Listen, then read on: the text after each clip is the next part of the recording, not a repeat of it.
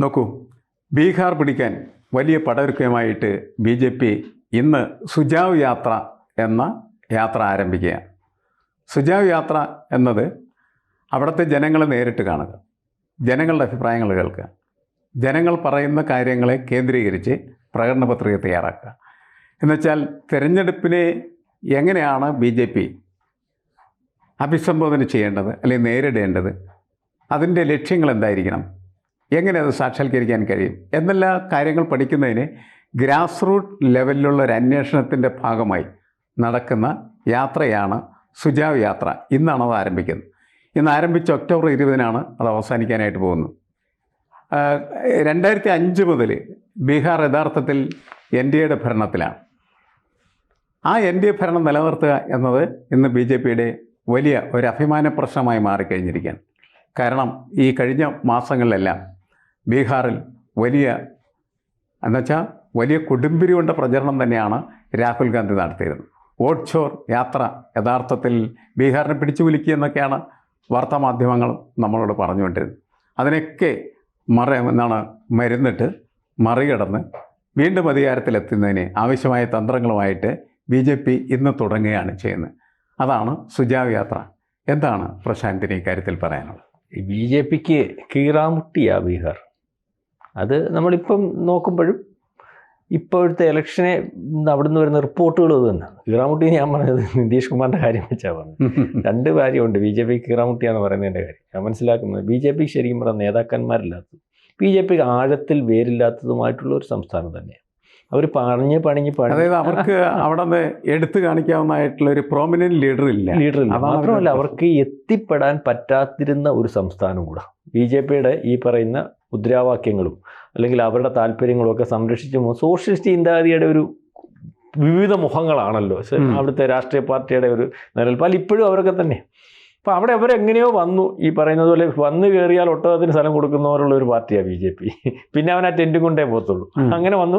കഴിഞ്ഞ പ്രാവശ്യം അവിടുത്തെ ഏറ്റവും പ്രധാനപ്പെട്ട കക്ഷിയായിട്ടുള്ള നിതീഷ് കുമാറിന് തലവേദനയാകുന്നത് കണ്ട് അതിനകത്ത് വേറെ ഇയാളുണ്ടല്ലോ ചിരാഗ് പാസ്വാൻ, രാംവിലാസ് പാസ്വാൻ്റെ മകൻ, കഴിഞ്ഞ ഇലക്ഷനകത്ത് ആദ്യമേ നമുക്ക് കീറാമുട്ടിയുടെ കാര്യം പറയാം. കാരണം കീറാമുട്ടി എന്ന് പറഞ്ഞാൽ ഈ പ്രാവശ്യം ഭരണത്തെ നിലനിർത്തിയിരിക്കുന്ന പ്രധാനപ്പെട്ട കക്ഷി നിതീഷ് കുമാറുടെ പാർട്ടിയാണ്, ഭൂരിപക്ഷം ഇല്ലാത്തത്.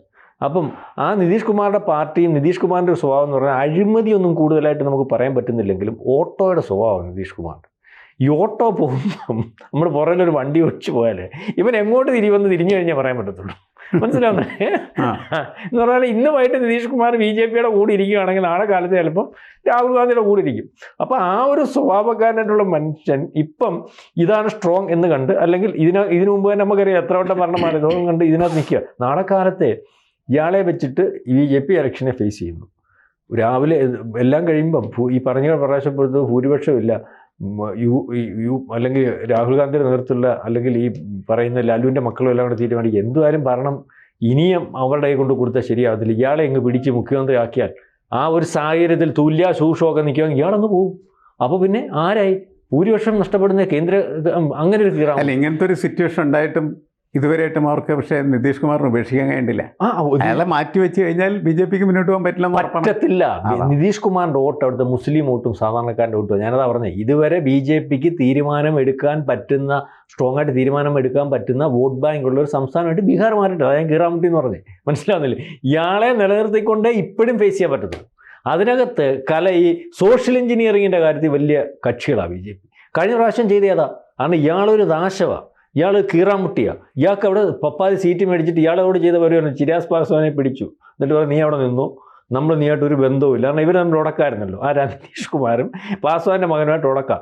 നമ്മൾ നിന്നെ അടുപ്പിക്കാത്ത ഇലക്ഷൻ നീ വേണ്ട പണി ചെയ്തോണം. പാസ്വാൻ്റെ മകൻ ചെയ്ത പരിപാടി എന്തോ, ഞാൻ ഈ സഖ്യത്തിനകത്തെങ്കിലുമില്ല, ഞാൻ സ്വതന്ത്രമായിട്ട് മത്സരിക്കാൻ പോകും. പാസ്വാൻ്റെ മോൻ മൊത്തം സീറ്റ് ആളിനെ നിർത്തി. എവിടെ നിർത്തി? BJP നിൽക്കുന്നിടത്തൊന്നും പാസ്വാൻ്റെ മോൻ ആളിനെ നിർത്തിയില്ല. നിതീഷ് കുമാർ നിൽക്കുന്നിടത്തെല്ലാം ആളിനെ നിർത്തി. അപ്പം ഇലക്ഷൻ കഴിഞ്ഞ് വന്നപ്പോൾ നിതീഷ് കുമാറിന് ഏതാണ്ട് 45 സീറ്റേ കിട്ടിയുള്ളൂ. ബാക്കിയെല്ലാം പാസ്വാൻ്റെ മകൻ്റെ സ്വാധീനം കൊണ്ട് തോറ്റുപോയി. ഇപ്പുറത്ത് ഇവർക്ക് 100 സീറ്റ് കിട്ടി. പാസ്വാൻ്റെ മകനും പാസ്വാൻ്റെ ഈ അമ്മാവനൊരുത്തനുണ്ട്, അതൊന്നും BJPയുടെ കൂടെ നിൽക്കുന്ന കക്ഷിയാണ് അവിടുത്തെ. അയാളെന്ന് കേന്ദ്രമന്ത്രിയൊക്കെയാണ്. അപ്പോൾ ഇവർ തമ്മിൽ ഉടക്കാം. കാരണം ഇതെല്ലാം കുടുംബ പാർട്ടിയാണല്ലോ, ഇവർ തമ്മിൽ ഉടക്കാം. അവസാനം നമ്മൾ നോക്കിയപ്പോൾ പാസ്വാൻ്റെ അമ്മാവൻ കേന്ദ്രമന്ത്രി സ്ഥാനത്തൊന്നും പോയി, ഇവൻ കേന്ദ്രമന്ത്രി പാസ്വാൻ്റെ മകൻ രാമദാസ് പാസ്വാൻ്റെ മകൻ കേന്ദ്രമന്ത്രിയുമായി. ഈ നോക്കിയപ്പം ഇലക്ഷൻ മുമ്പ് പറഞ്ഞ എന്തോ എന്നെ BJP പുറത്താക്കിയാലും എനിക്ക് കുഴപ്പമില്ല, ഞാൻ BJPയുടെ കൂടെ, അമിത്ഷാ ഹനുമാനാസ്, ഈ നരേന്ദ്രമോദി ശ്രീരാമനാ, അങ്ങനെയൊക്കെ പുള്ളി അങ്ങ് നിന്നു. ഇവരുടെ പണിയായിരുന്നു. ഇപ്പോഴും ഈ പണി അവിടെ നടത്തിക്കൊണ്ടിരിക്കും. കാരണം ഈ പാസ്വാൻ്റെ മകന് ഒരു സ്വാധീനം അവിടെ കൊടുത്തോണ്ടിരിക്കും. കാരണം ഇയാളെന്ന് പറയുന്ന ആൾക്ക് ഓർമ്മയില്ല, കാരണം ഇനി അദ്ദേഹത്തിന് നയിക്കാൻ പറ്റുന്ന ഒരവസ്ഥയില്ല. കാരണം ഒരു പ്രാവശ്യം അവിടുത്തെ ഒരു സ്റ്റേജിനകത്ത് ഈ പറയുന്ന നരേന്ദ്രമോദി എന്നിരുന്ന പുള്ളിയുടെ പേര് മറന്നുപോയി, എന്തോ ചെയ്യണം. കാരണം ഓർമ്മ നമ്മുടെ പറയല്ല, ഓർമ്മയുടെ പ്രായത്തിൽ. അപ്പോൾ അദ്ദേഹം എങ്ങുമില്ല. അതായത് ഭരണവിരുദ്ധ വികാരം വലിയ വലിപ്പത്തിലുണ്ട്. അതുകൊണ്ട് തന്നെയാണ് ഇപ്പോൾ ഈ 2005 തൊട്ട് സാറ് പറഞ്ഞു അവിടെ ഭരിച്ചുകൊണ്ടിരിക്കുന്ന പാർട്ടി ഏതാ ജനത്തിൻ്റെ താല്പര്യം എന്താണെന്നനുസരിച്ച് ജാഥ നടത്തേണ്ട കാര്യമുണ്ടോ?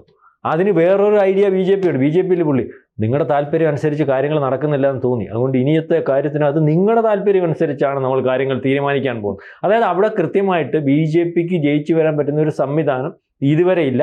അവിടെ ഇപ്പോൾ BJP പയറ്റാൻ പോകുന്നതെന്ന് പറഞ്ഞാൽ അവിടുത്തെ വോട്ടേഴ്സ് ലിസ്റ്റ്, നമ്മുടെ ഉണ്ടല്ലോ വോട്ടേഴ്സ് ലിസ്റ്റിനകത്തു നിന്ന് ആളിനെ വെളിയിലാക്കിയതിൻ്റെ കാരണം, വെളിയിലാക്കാതിരിക്കുന്നതിന് വേണ്ടി അല്ലെങ്കിൽ ആ ഒരു വിഷയം കൊണ്ടുവന്നതെന്ന് പറഞ്ഞാൽ ആ വെളിയിലാക്കിയത് മൊത്തവും രാജ്യവിരുദ്ധരാണ്, വെളിയിലാക്കിയവർ മൊത്തവും ഈ പറഞ്ഞ പ്രശ്നക്കാരാണ്, അല്ലെങ്കിൽ ഈ പറയുന്ന ബംഗ്ലാദേശികളാണ്, രോഹിംഗ്യ മുസ്ലിങ്ങളാണ്. ഇത് വെളിയിലാക്കിയതുകൊണ്ടും നമ്മുടെ നിങ്ങളെ സംരക്ഷിക്കാൻ നിന്നതുകൊണ്ട് മാത്രമാണ് രാഹുൽ ഗാന്ധി ഇത്തരത്തൊരു പ്രചരണവും അല്ലെങ്കിൽ ഈ ഒരു നീക്കവും നടത്തുന്നത് പറഞ്ഞുകൊണ്ട് എതിരെയുള്ള ഒരു യാത്രയായിട്ട് അത് വരാൻ സാധ്യത. അപ്പോൾ ഇതൊരു വല്ലാത്തൊരു മത്സരമാണ്.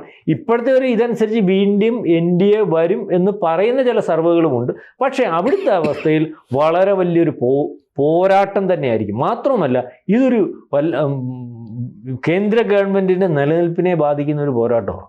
ഇതിനകത്ത് വേറെ ഒരു വർത്തമാനം കൂടെ വരുന്നുണ്ട്. ഞാൻ പറഞ്ഞ സാർ പറഞ്ഞത് വേറെ വർത്തമാനം പറഞ്ഞത് കേന്ദ്ര ഗവൺമെൻറ് വേറെ ചില നീക്കങ്ങൾ രഹസ്യമായിട്ട് നടത്തുന്നുണ്ടോ എന്ന് സംശയമുണ്ടെന്ന് പറഞ്ഞൊരു വാർത്ത ഇടയ്ക്ക് വന്നായിരുന്നു. ഏതാണെന്നറിയാം, ലാലുവിൻ്റെ മക്കളുമായിട്ട് വേണ്ടി വന്നാൽ ഈ പറയുന്ന പോലെ ഈ ഭൂരിപക്ഷം കിട്ടിയിട്ട് ലാലുവിൻ്റെ മോനെ മുഖ്യമന്ത്രി ആക്കിയാൽ ഈ BJPക്ക് തന്നെ അങ്ങനെ അടിസ്ഥാനപരമായിട്ട് പ്രത്യേകിച്ച് തത്വമൊന്നുമില്ല. PDP ആയിട്ട് ഈ പറയുന്ന കാശ്മീരിൽ നീക്കമൊക്കെ ഉണ്ടാക്കി അവർ ഭരണം പിടിക്കും. അവരുടെ ലക്ഷ്യം എന്ന് പറഞ്ഞാൽ അവർക്ക് ഭരണം കൊണ്ടുവരണം, അവർക്ക് താല്പര്യങ്ങൾ അതിലൂടെ നടപ്പാക്കണം. അപ്പോൾ ഇല്ലാത്തടത്ത് അതിൻ്റെ സ്റ്റാൻഡ് എവിടെ കിട്ടുന്നു അവിടെ ചവിട്ടി നിന്ന് പിടിച്ചു കയറണം എന്നുള്ള ഒരു സ്റ്റാൻഡ്. അപ്പോൾ അതിനുവേണ്ടി പോലും തയ്യാറാണ്. ഏതായാലും ഇത് അങ്ങനെ വരുമ്പോൾ തന്നെ കേന്ദ്രമന്ത്രി സ്ഥാനത്ത് താങ്ങി നിർത്താൻ പറ്റും. അവർക്ക് അത്യാവശ്യം എനിക്ക് തോന്നുന്നു MP മാരുണ്ടെന്ന് തോന്നുന്നില്ലേ, ഈ MP മാരുണ്ട്. അപ്പോൾ താങ്ങി നിർത്താൻ പറ്റും. അപ്പോൾ അവിടെ സേഫാക്കും. അപ്പോൾ ഏത് രീതിയിലും BJP കീറാമുട്ടിയാണ് ബീഹാർ ഇലക്ഷൻ.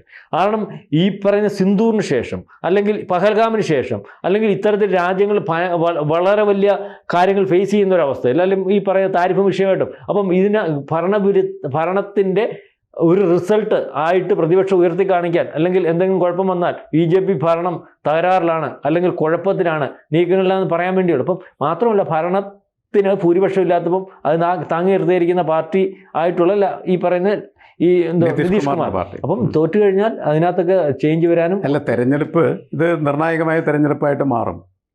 BJPയും NDAയും വിജയിച്ചാൽ പ്രശ്നങ്ങളൊന്നും ഉണ്ടാവില്ല. കാരണം അത് തൽസ്ഥിതി തുടരുന്ന സാഹചര്യമായിരിക്കും സൃഷ്ടിക്കുക. മറിച്ചാണ് സംഭവിക്കുന്നതെങ്കിൽ അത് കേന്ദ്ര ഭരണകൂടത്തെ പോലും പിടിച്ചു കുലുക്കാനായിട്ട് കരുത്തുള്ള റിസൾട്ടായിട്ട് മാറിത്തീരാൻ സാധ്യതയുണ്ട്. കാരണം ബീഹാർ എന്ന് പറയുന്നത് നമ്മൾ ഈ ഹിന്ദു ഹൃദയഭൂമി എന്ന് പറയുന്നതിനോട് തൊട്ട് കിടക്കുന്ന ഒരു പ്രദേശമാണ്. യഥാർത്ഥത്തിൽ അതും ഹിന്ദു ഹൃദയഭൂമിയുടെ ഭാഗം തന്നെയാണ്. അവിടെ കാലുറപ്പിക്കുക എന്ന് പറയുന്നത് BJPയെ സംബന്ധിച്ചിടത്തോളം അവരുടെ ഭരണസ്ഥിരതയ്ക്കും മുന്നോട്ട് പോക്കിനും വലിയ ആവശ്യമാണ്. മധ്യപ്രദേശും ഉത്തർപ്രദേശും പോലെ തന്നെ വരേണ്ട ഒരു സംസ്ഥാനമാണ് ബീഹാർ. കാരണം അവിടെ നല്ല രീതിയിൽ പാർലമെൻറ്റ് അംഗങ്ങളുള്ള വലിയ സംസ്ഥാനമാണ്. അപ്പോൾ ഈ വലിയ സംസ്ഥാനത്ത് പിടിവിട്ട് പോയി കഴിഞ്ഞാൽ എതിരാളികൾക്ക് ശക്തി കൂടുതലുണ്ടാകാനായിട്ട് സഹായിക്കുന്ന പ്രക്രിയയായിട്ട് മാറിത്തരും. മാത്രമല്ല ബീഹാറിലെ പലതരത്തിലുള്ള ചരിത്രമുണ്ട്. മുൻപ് രഥയാത്രയൊക്കെ തടഞ്ഞത് അതെ, അത് തടഞ്ഞത് ലാലു പ്രസാദ് യാദവ് ആയിരുന്നു. എന്നുവെച്ചാൽ അങ്ങനെ ഒരു പ്രതിരോധം തീർക്കാൻ സാധ്യതയുള്ള ഒരു ജനകീയ സമൂഹമായിട്ട് നമ്മളെ ബീഹാറിനെ കാണണം. വെറുതെ ബീഹാറിനെ തള്ളിക്കളഞ്ഞിട്ട് കാര്യമില്ല. ഇപ്പോൾ പോലും പൂർണ്ണമായിട്ട് BJPക്ക് സ്വാധീനം ചെലുത്താനോ വിജയം വരിക്കാനോ കഴിയുന്ന പ്രദേശമല്ല അത്. അതുകൊണ്ടാണ് ഈ കഴിഞ്ഞ ദിവസങ്ങളിലെല്ലാം ഈ തെരഞ്ഞെടുപ്പിനെ മാത്രം ലക്ഷ്യം വെച്ചുകൊണ്ട് വളരെ വലിയ ക്ഷേമ പ്രവർത്തനങ്ങൾ എന്നുവെച്ചാൽ വെൽഫെയർ സ്റ്റേറ്റ് അല്ലെങ്കിൽ വെൽഫെയറിസം എന്ന് പറയുന്നത് ഇവിടെ വളരെ പ്രകടമായിട്ട് അവതരിപ്പിച്ചു കഴിഞ്ഞു. തിരഞ്ഞെടുപ്പ് ഡേറ്റ് പ്രഖ്യാപിക്കുന്നതിന് മുമ്പ് തന്നെ കഴിഞ്ഞ ദിവസമാണ് പ്രധാനമന്ത്രി സ്ത്രീകൾക്ക് വലിയ തോതിൽ ഒരു ഓഫർ, അതായത് എല്ലാ സ്ത്രീകൾക്കും 10,000 രൂപ. 25 ലക്ഷം സ്ത്രീകൾക്കാണ് 10,000 രൂപ കഴിഞ്ഞ ദിവസം കൊടുത്തു കഴിഞ്ഞ് 2,500 കോടി രൂപ വിതരണം ചെയ്തു കഴിഞ്ഞു. അല്ലാണ്ട് വിതരണം ചെയ്യാം എന്ന് പറയാലേ ഞാൻ ചെയ്തു. ഇനി ഏതാണ്ട് 62,000 കോടി രൂപ യുവാക്കൾക്ക് വേണ്ടിയിട്ട് പുതിയ പ്രൊജക്റ്റ് വെച്ചുകൊണ്ട് മുന്നോട്ട് പോവുകയാണ് ചെയ്യുന്നത്. ഇതെല്ലാം സ്ത്രീകളെയും യുവാക്കളെയും ഇന്ത്യയിലേക്ക് ആകർഷിക്കുന്നതിന് വേണ്ടി ചെയ്യുന്ന പ്രക്രിയയാണ്. കാരണം നമുക്കറിയാം ബീഹാർ എന്ന് പറഞ്ഞിട്ടുണ്ടെങ്കിൽ ഇപ്പോഴും വളരെ ദരിദ്രമായിട്ടുള്ള സംസ്ഥാനം, പ്രത്യേകിച്ച് വിദ്യാഭ്യാസത്തിൻ്റെ കാര്യത്തിൽ ഇത്രമാത്രം ബീഹാർ പിന്തള്ളിപ്പോയതിൻ്റെ പ്രധാനപ്പെട്ട ഉത്തരവാദി എന്ന് പറയുന്നത് ലാലുവിൻ്റെ മക്കളുമാണെന്ന് പ്രധാനമന്ത്രി എല്ലായിടത്തും നിന്ന് പറഞ്ഞുകൊണ്ടിരിക്കുകയാണ്. അവിടെ നമ്മൾ ഈ ബസ്സുകളിലൊക്കെ സഞ്ചരിക്കുമ്പോൾ ബസ്സുകളിൽ രസമാണ് അവിടുത്തെ യാത്ര. ഗ്രാമങ്ങളിലേക്ക് പോയി കഴിഞ്ഞിട്ടുണ്ടെങ്കിൽ ഈ ബസ്സിൽ നമ്മൾ കയറിക്കുമ്പോൾ നമ്മൾ പേടിച്ചു പോകും. കാരണം എന്ന് വെച്ചാൽ നമ്മൾ ഈ കോഴിക്കൂടൊക്കെ അടിക്കുന്ന പോലെയാണ് താഴെയുള്ള ബസ്സിൻ്റെ തറയടിച്ച് വെച്ചിരിക്കുന്നത്, നമ്മൾ ചവിട്ടിയിരിക്കുന്ന സ്ഥലം. നമ്മുടെ ഇവിടെയൊക്കെ എന്ന് പറഞ്ഞാൽ ഒരിക്കലും റോഡ് കാണില്ല, ഇത് പട്ടിയൊക്കെ വെച്ചിട്ട് അടിച്ചിട്ട് റോഡ് കാണും, നമ്മൾ പേടിച്ചു പോകും. ഇനി നോക്കിക്കഴിഞ്ഞാൽ ചിലപ്പോൾ ആളുകളൊക്കെ കയറി ബസ്സിൻ്റെ മുകളിലിരിക്കുകയായിരിക്കും, ബസ്സിൻ്റെ മുകളിലാണ് ഇരിക്കുന്നത്. എന്നുവെച്ചാൽ കണ്ടക്ടർ അതുപോലെ തന്നെ ഈ ബസ്സിൻ്റെ ഇടയ്ക്ക് ഉള്ള ജനലിൽ കൂടെയൊക്കെ നൂണ്ട് കയറി മുകളിൽ വന്ന് ടിക്കറ്റൊക്കെ കൊടുക്കുന്ന കാണാൻ പറ്റും. അപ്പോൾ ഒരു പ്രാകൃതാവസ്ഥയുടെ ദരിദ്രാവസ്ഥയുടെ പ്രതീകമാണ് ഇതിലൂടെ നമ്മളെല്ലാം കണ്ടുപിടിക്കും. അതുപോലെ വിദ്യാഭ്യാസത്തിൻ്റെ കാര്യത്തിൽ വലിയ പിന്നോട്ട് പോക്കെന്ന് പറയുന്നത് അവിടെ ഉണ്ടായിട്ടുണ്ട്. ബീഹാർ എന്ന് പറയുന്നതിനകത്ത് ബീഹാർ എന്ന് പറയുന്ന ഒരു സ്ഥലമുണ്ട്. ബീഹാർ എന്ന് പറയുന്ന സംസ്ഥാനത്തിനകത്ത് ബീഹാർ എന്ന് പറയുന്ന സ്ഥലമുണ്ട്. അവിടെ അതിൻ്റെ തൊട്ടടുത്താണ് നളന്ദ, നമ്മുടെ പഴയ കാലത്ത് നളന്ദ യൂണിവേഴ്സിറ്റി എന്ന് പറയും. അതൊക്കെ ഇപ്പോൾ പുനർജീവിപ്പിച്ചെങ്കിൽ പോലും ഈ നളന്ദ യൂണിവേഴ്സിറ്റി ഇരുന്ന സ്ഥലം കുറേ കാലങ്ങൾക്ക് മുമ്പ് ഞാനവിടെ പോകുമ്പോൾ അത് തെമ്മാടികളുടെ ഒരു സ്ഥലമാണ്, കൊള്ളക്കാരുടെ സ്ഥലമാണ്. ഞങ്ങൾ രാത്രി അവിടെ കിടക്കാനൊക്കെ ആയിട്ടുള്ളൊരു ശ്രമം നടത്തിയപ്പോൾ അവിടെയുള്ള ആളുകൾ പറഞ്ഞ് ജീവൻ വേണമെങ്കിൽ മക്കൾ കിടക്കണ്ട, വിട്ടളം പറഞ്ഞു. കാരണം 100 രൂപ പോലും ഒരാളെ കൊല്ലുന്നതിന് ഒരു മടിയില്ലാത്തതായിട്ടുള്ള ആളുകൾ. അപ്പോൾ അങ്ങനെ വിദ്യാഭ്യാസത്തിൻ്റെ ഒരു ലോക കേന്ദ്രമായിരുന്ന നളന്ദ സർവകലാശാല ഇരുന്ന പ്രദേശം പോലും ഇപ്പോൾ തെമ്മാടികളുടെയും ഗുണ്ടകളുടെയും കേന്ദ്രമായിട്ട് മാറിക്കഴിഞ്ഞിരിക്കുന്ന ഒരു സ്ഥലം. അതിൻ്റെ ഒരു ഇമ്പാക്റ്റ് എന്ന് പറഞ്ഞിട്ടുണ്ടെങ്കിൽ അവിടെ വിദ്യാഭ്യാസം എന്ന് പറഞ്ഞാൽ വളരെ മോശമായ സ്ഥലത്ത് ഒരു അവസ്ഥയിലാണ് എന്നാണ്. ഈ വിദ്യാഭ്യാസത്തിൻ്റെ മോശമായ അവസ്ഥ പരിഹരിക്കുന്നതിന് വേണ്ടിയാണ് ഈ 62,000 കോടിയിൽ കുറേയധികം കോടികൾ ചെലവഴിക്കാനായിട്ട് പോകുന്നത്, വിദ്യാഭ്യാസ മുന്നേറ്റത്തിന് വേണ്ടി. ഇതെല്ലാം ജനങ്ങളെ സ്വാധീനിക്കാനായിട്ടുള്ള ഒരു സാധ്യത കൂടുതലാണ് എന്നാണ് എനിക്ക് തോന്നുന്നത്. കാരണം നമ്മളുടെ ഈ കാലം എന്ന് പറയുന്നത് ഫ്രീകൾ പലതരത്തിലുള്ള ഫ്രീ ബീസ് അതിൻ്റെ ഒരു കാലമാണ്. അപ്പോൾ അതുകൊണ്ട് നമ്മുടെ ഇവിടെ കിറ്റാണ്, ഇനിയിപ്പോൾ വേറെ പലതരത്തിലുള്ള സാധനങ്ങൾ വരും എന്ന് പറയപ്പെടുന്നു. ഇതൊക്കെ കിട്ടുമ്പോൾ അതിൻ്റെ അകത്ത് ആകർഷിക്കപ്പെടുകയും അങ്ങനെ അവരെന്ത് ചെയ്യുന്നു, ഭരണാധികാരി വീണ്ടും വീണ്ടും ജയിക്കുന്ന സ്ഥിതി ഉണ്ടാകും. ഇവിടെയുള്ള സംഭവത്തെ അവർ BJP മുതൽ കോൺഗ്രസ്സൊക്കെ കളിയാക്കും. അവിടെ BJP നടത്തുന്ന ഈ സംഭവത്തെ ആര് കളിയാക്കും എന്നാണ് ഞാൻ ചോദിക്കുന്നത്. എല്ലാവരുടെയും പണി ഇതാണ്. സർക്കാരിൻ്റെ പണമെടുത്ത് ആളുകൾക്ക് കൊടുത്ത് അവൻ്റെ വോട്ട് വാങ്ങിക്കുക എന്ന് പറയുന്ന പണിയാണ്. അത് വളരെ ഫലപ്രദമായിട്ടുള്ള രീതിയിൽ നടക്കാനുള്ള സാധ്യതയാണ് ഈ യാത്രയിൽ കൂടി. ഈ യാത്ര ഇതൊക്കെ കുറിച്ചൊക്കെ ബോധ്യപ്പെടുത്തുന്ന സാധനമാണ്. സുജാവ് യാത്ര എന്ന് പറയുന്നത് ഇന്ന് മുതൽ ഏതാണ്ട് ഒക്ടോബർ 20 വരെ നടക്കുന്ന വലിയൊരു സമഗ്രമായ പ്രചാരണ സംവിധാനമാണ്. സാധാരണ ആൾക്കാരുടെ അടുത്തേക്ക് ഇവരങ്ങ് ചെല്ലുകയാണ് ചെയ്യുന്നത്, എന്നിട്ട് അവരോട് ചോദിക്കുകയാണ് ചെയ്യുന്നത് എന്താണ് പ്രശ്നം, എന്ത് വേണം, എങ്ങനെയാണ് പരിഹരിക്കേണ്ടത്. അത് പരിഹരിക്കാനായിട്ടുള്ള സംവിധാനം ചോദ്യം ചോദിച്ച് തീരുമ്പോഴത്തേന് ഇലക്ഷൻ വരും. അതിനകത്ത് വേറെ കാര്യം സാറി പറഞ്ഞു വന്നത് ശരി, അത് ദരിദ്രമായ രാജ്യം, ആൾക്കാരെ തെറ്റിദ്ധരിപ്പിച്ച് വോട്ട് പിടിക്കാൻ പറ്റുന്ന സംവിധാനം, എന്നാൽ വലിയ വലിപ്പത്തിൽ ഈ ലോക്സഭാ സീറ്റും നിയമസഭാ സീറ്റും ഒക്കെയുള്ള സംസ്ഥാനം. ഇതിനകത്ത് ഇപ്പം ഇതിനു മുമ്പുള്ള ഒരു യാത്ര അവിടെ പ്രകമ്പനം ഉണ്ടാക്കിയിട്ടുണ്ട് സാറി പറഞ്ഞു. അതുകൊണ്ടാണ് ഇപ്പൊ ഈ BJP യാത്ര ആ രാഹുൽ ഗാന്ധിയുടെ യാത്ര പ്രകമ്പനം ഉണ്ടാക്കി അവസാനം പ്രശ്നം ഉണ്ടാക്കുകയും ചെയ്തിട്ടുണ്ട്. അതിനുശേഷമാണ് ഈ പറയുന്ന ലാലുവിൻ്റെ മകനായിട്ടുള്ള തേജസ്വി യാദവ് പറഞ്ഞത്, കഴിഞ്ഞ പ്രാവശ്യം പരസ്യമായിട്ട് പറഞ്ഞു, കഴിഞ്ഞ പ്രാവശ്യം എനിക്ക് പറ്റിയ കുഴപ്പമെന്ന് പറഞ്ഞാൽ കോൺഗ്രസ് നമ്മൾ ചോദിച്ചതിനപ്പുറം സീറ്റ് കൊടുത്തു, തരില്ല, കാരണം ചോദിച്ചു കൊടുത്തു. ആ സീറ്റ് അന്ന് ഈ പറഞ്ഞതുപോലെ ഏതാണ്ട് 90 സീറ്റ് അങ്ങോട്ട് കൊടുത്തിട്ടുണ്ട്, 100-നടുത്ത് സീറ്റ് കൊടുത്തിട്ടുണ്ട്. അതിനകത്ത് ജയിച്ചു വന്നത് 15 സീറ്റില്ല, അതിനെക്കാട്ടി കൂടുതൽ സീറ്റിൽ അവിടെ ഇടതുപക്ഷം ജയിച്ചിട്ടുണ്ട് സാറേ. CPM, CPM കൂടെ നോക്കുമ്പോൾ 10-15 സീറ്റുണ്ട്, ഇവർക്ക് 15 ഉള്ളൂ. അവർക്ക് വേണമെങ്കിൽ നമ്മൾ കൊടുക്കാമെന്ന് ഇയാൾ പറയുന്നു. അതുപോലെ OYC കൊടുക്കേണ്ടതായിട്ടുണ്ട്. ഇവിടെ OWൈസി അവിടെ കഴിഞ്ഞ പ്രാവശ്യം സ്വതന്ത്രമായിട്ട് നിന്നിട്ട് BJP ഗുണം ചെയ്യുന്ന പറഞ്ഞു. കാരണം മുസ്ലിം വോട്ടുകൾ അല്ല ഒവൈസി എന്ന് പറയുന്നത് ബിജെപിയുടെ എന്ന് പറയുന്നു. കാരണം ഇവർക്ക് മുസ്ലിം വോട്ടുകൾ പ്രതിപക്ഷത്തിന് കിട്ടേണ്ട, അല്ലെങ്കിൽ BJP വിരുദ്ധ മുസ്ലിം വോട്ടുകൾ ഇദ്ദേഹം സ്വാധീനിച്ചിട്ട് ആ ഒരു സോഷ്യൽ എഞ്ചിനീയറിംഗ് അവിടെ നടക്കുന്നത് എന്താണെന്ന് എനിക്കറിയില്ല. പക്ഷേ ഇപ്പം ഈ പ്രാവശ്യം പറഞ്ഞിരിക്കുന്നത് കോൺഗ്രസ്സിന് ഞങ്ങൾ കുറേ സീറ്റ് തരും, അത് 50-ൽ താഴെ സീറ്റായിരിക്കും, അവിടെ മത്സരിച്ചോണം, ബാക്കിയുള്ളത് ഞങ്ങൾ മത്സരിക്കും, അല്ലെങ്കിൽ മൊത്തം സീറ്റിൽ ഞങ്ങൾക്ക് മത്സരിക്കാൻ പറ്റും. അങ്ങനത്തെ ഒരു അവസ്ഥയിലേക്ക് പോകുന്നത്. അതായത് രാഹുൽ ഗാന്ധിയെ ഈ പറയുന്നത് പോലെ അവിടെ ഈ പറയുന്ന BJPക്ക് സ്വാധീനം മറ്റേ അടുത്ത് ഇല്ല എന്ന് പറയുന്ന അതേപോലെ തന്നെയാണ് ഈ കോൺഗ്രസിന്റെയും പ്രശ്നം ഇവിടെ. കാരണം അവിടെ ഇവിടെ 15 സീറ്റ് ഉള്ളെങ്കിൽ അവിടെ BJPക്ക് സ്വാധീനമില്ലെങ്കിലും അവരുടെ തലച്ചോറ് വർക്ക് ചെയ്യുന്നുണ്ട്, അല്ലെങ്കിൽ അവർ ഇതിനകത്ത് സോഷ്യൽ എഞ്ചിനീയറിംഗ് നടത്തുന്നുണ്ട്. കാരണം അതാണ് ലാലുവിനെ വിടാത്തതിന്റെ കാരണം ലാലുവിന് ഇപ്പോഴും ഉള്ള വോട്ടാരുടെ എന്നറിയോ, പട്ടികജാതിക്കാരൻ്റെയും മുസ്ലിം വോട്ടുമാണ്. അതൊരിക്കലും BJPക്ക് നേരിട്ട് പിടിക്കാൻ പറ്റത്തില്ല. ലാലുവിൻ്റെ മുഖം കാണിച്ചേ പറ്റത്തുള്ളൂ. ലാലു അല്ല, നിതീഷ് കുമാർ BJPക്ക്. ഇവിടെ ഈ ലാലുവിൻ്റെ വിഷയം അവിടെ ഈ കോൺഗ്രസ് ഇല്ല. കോൺഗ്രസ് ഈ പറയുന്ന പോലെ ഇനിയും കൊടുത്താൽ കഴിഞ്ഞ പ്രാവശ്യം അധികാരത്തിൽ വന്നേനെയും, കഴിഞ്ഞ പ്രാവശ്യം തേജസ്വി യാദവ് വന്നേനെയും. സാർ ഈ പറഞ്ഞതുപോലെ ഈ പറയുന്ന കോൺഗ്രസിന്റെ ഒരു സംഘടനാ സംവിധാനത്തിന്റെ ദൗർബല്യമാണ്. ശരി, അതൊക്കെ മാറ്റിയാൽ മാത്രമാണ് മത്സര സാധ്യതകൾ ഉണ്ടാവുള്ളൂ.